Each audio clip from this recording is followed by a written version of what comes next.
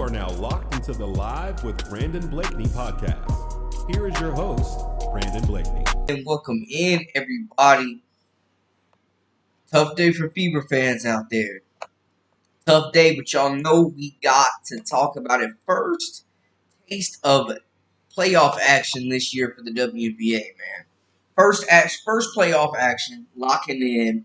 What a day of games, and they're still going on. The teams that we assumed would handle business, the Minnesota Lynx currently handling the Phoenix Mercury.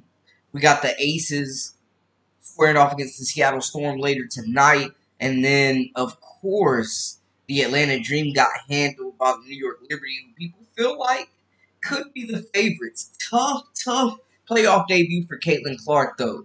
Bo, welcome in, everybody. Tough playoff debut for Caitlin Clark, man. We got to call it how it is. Very, very tough shooting day for her. But it was a bad day for majority of the team, man. Kelsey Mitchell, of course, led the way with 21 points, but the Fever looked outmatched. They looked inexperienced, and we saw that the Connecticut Sun had been there before. The versatility was a huge issue, man. They had DeWanna Bonner out there on Caitlin Clark, and we saw it was a very, very tough night for her. Battling that length, man. Like, the versatility, the length of the Connecticut Sun is definitely a serious issue right now for the rest of this team, man. Like, right now, it just feels like they're bigger at every position, and I don't know, like, what adjustments can really be made. Coach Christy Sods is going to have to make something, though, because Bonner held, and they did throw Dejanay Carrington guarded her son, Marina Mabry, and Bonner, so they threw Caitlin some different looks that really disrupted her game. She finished with 11 points, 8 assists, shot 4 of 17 from the field, and only hit 1 3-pointer in this game, man.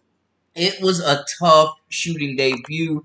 I mean, it could be nerves. Daniel, what's up? It could be nerves that are impacting her as well as just tremendous defense, man. A physical defense from the Connecticut Sun that made there weren't many open looks. I will say, though, Clark was getting that those step back open looks that she typically makes just weren't falling today, man. But I got to give it up to the Sun for the defense, the scheme, keeping fresh bodies, rotating players on Caitlin Clark, making it difficult, frustrating her, trapping those screens, and honestly, they took Aaliyah Boston out of this game as well, to be honest with y'all. The physicality, Bree Jones, Alyssa Thomas, her versatility. AT, and they have no answer for her in transition. Guys. I mean, we see AT get the ball at 6'4", snatch it off the rim, and go coast to coast. The Fever do not have the length, and this is why when I was saying the perfect addition for them would be Satu Sabali,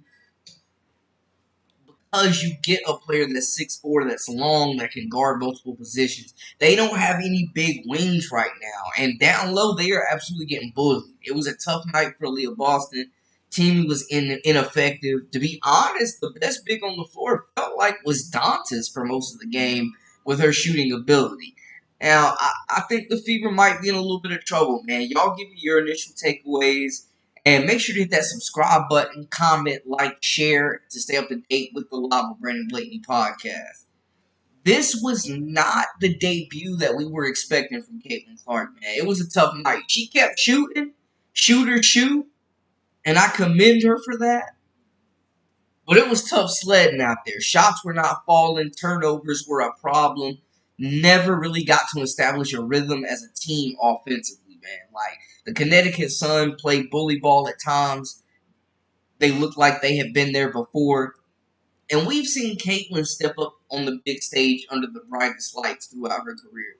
We've seen her have big games on the biggest stages when the games count most. So I'm expecting her to bounce back. And she even talked about it. I got a little clip here. She even talked about them bouncing back.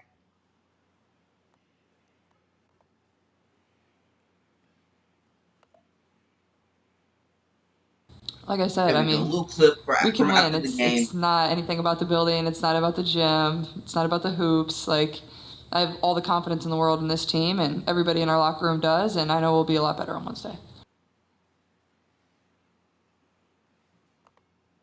So that's what you want to see. That's what you want to hear. You want to hear confidence. You want to hear that this team is going to continue to fight to the very end and push through and give the Connecticut Sun a game.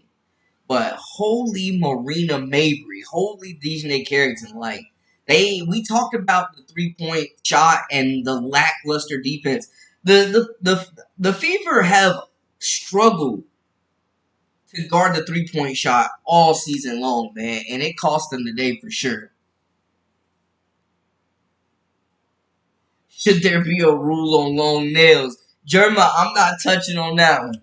I'm not touching on that one. But, I mean, this was a physical game. Caitlin took some bumps. She delivered some physical bumps as well, knocking Dejanay Carrington's contact out.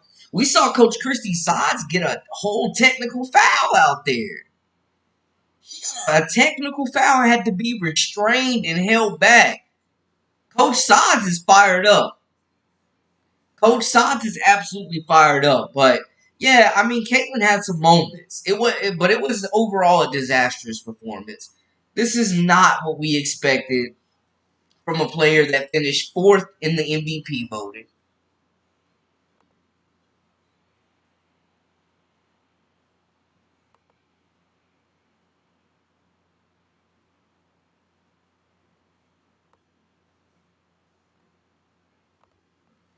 This is not what we expect from a player that was the unanimous Rookie of the Year, made All WNBA first team in her first season, and made the All Rookie team, of course. We're talking about a player that may have put together the best rookie season in the history of the league that we're seeing right now, to be honest. Like, I don't know a rookie other than Candace Parker, like winning MVP, but this could be single-handedly, especially for a guard, the best rookie season that we have ever seen. So we expect more from a player coming in with these accolades. We expect more from a player that finished 4th in the MVP vote. We expect more.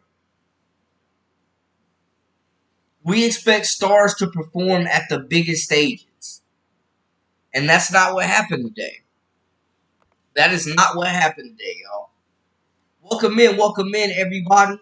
Thank you so much for tuning into the Live with Brandon Blakeney podcast. We are recapping the disastrous performance from the entire Indiana Fever team, but also Caitlin Clark, Kelsey Mitchell. Neither really played well this game, man. It was a bad game, man.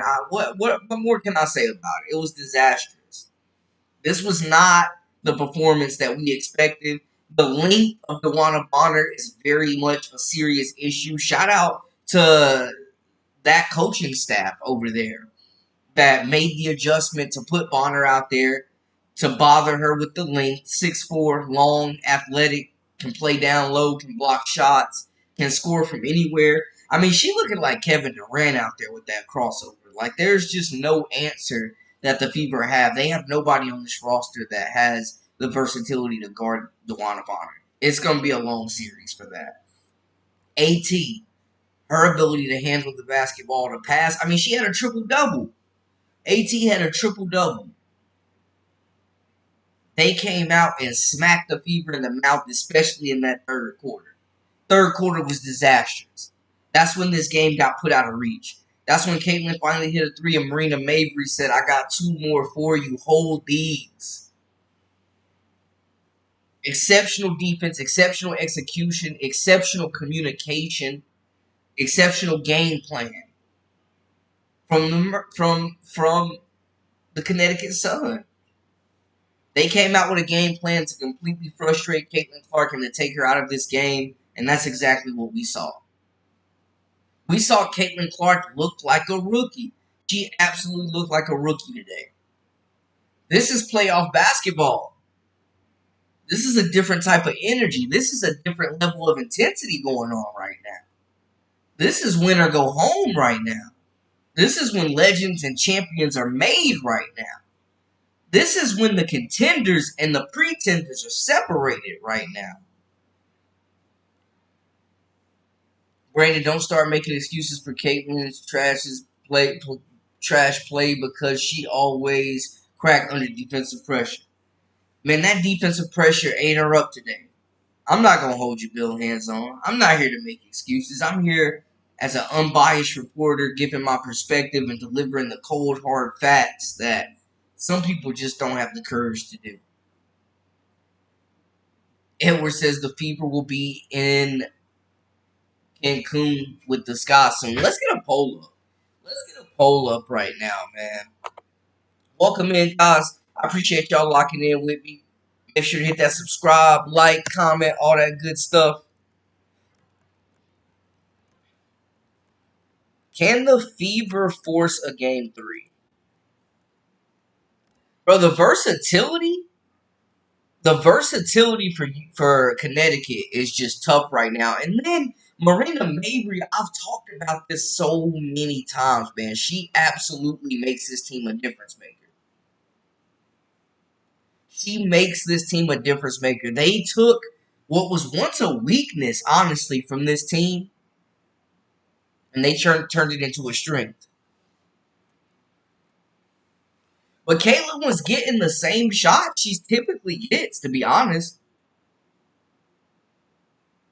She was getting the same typical shots that she typically gets with those step backs. And you see what happened. They just weren't falling today. The shots were not falling today. Straight up, they just were not falling. Typical shots that Caitlin makes on the regular were not falling today.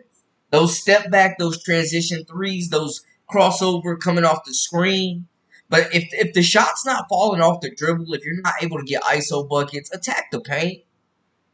Give the ball up, and let's set some screens off ball to free Caitlin up to make some shots. YouTube, CC has played good all season against Tough D.